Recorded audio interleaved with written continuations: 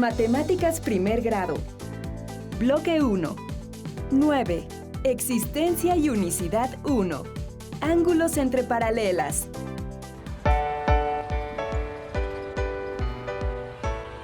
¡Cuidado! ¡Vienen autos!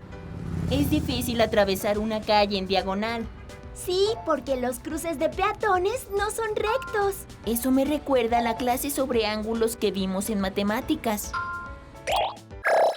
Una línea transversal es aquella que corta a otra, formando ángulos diferentes a 90 grados. Las flechas rojas marcan un ángulo de 120 grados. Al cortarse dos líneas transversales, los ángulos opuestos por el vértice siempre tienen la misma medida.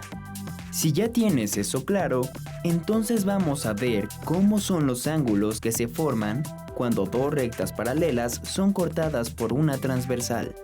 Como verás, el trazo de esta transversal ocasiona que se formen 8 ángulos. ¿Los ves?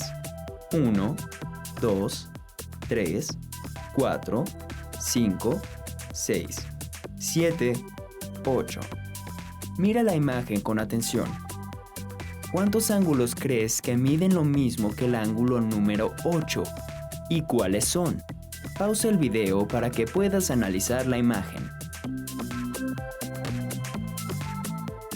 Por lo que hemos visto, los ángulos opuestos por el vértice siempre tienen la misma medida.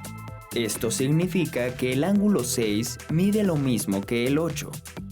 Por su parte, el 2 y el 4 también parecen iguales al 8. Pero, ¿cómo lo comprobamos? En una hoja transparente, traza el diagrama anterior. Recuerda numerar los ángulos de la misma manera. ¿Listo?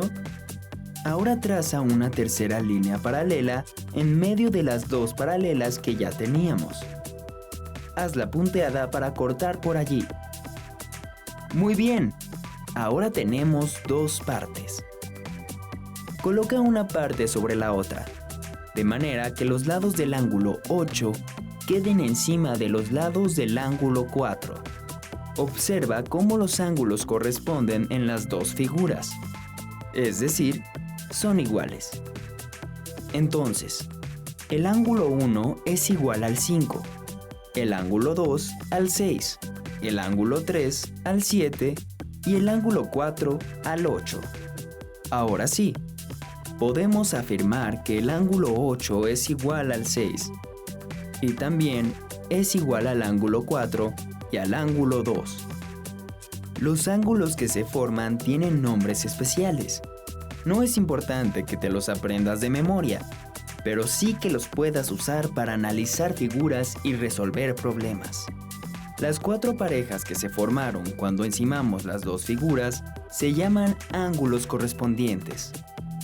En este caso, son el 1 con el 5, el 2 con el 6, el 3 con el 7 y el 4 con el 8.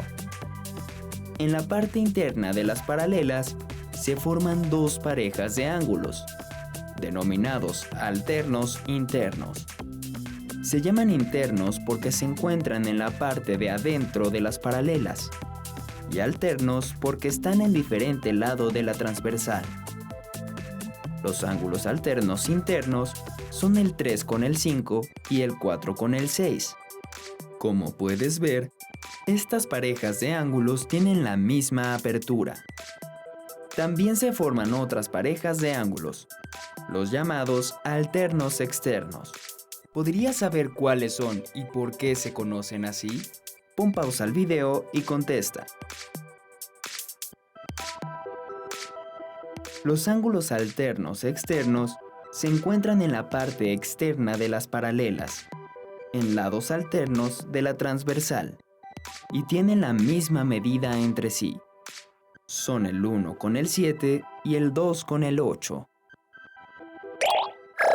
Mira, Mateo, busqué en la red imágenes de paralelas con transversales y me apareció este ejemplo, pero en vez de números tiene letras. A ver, está bueno.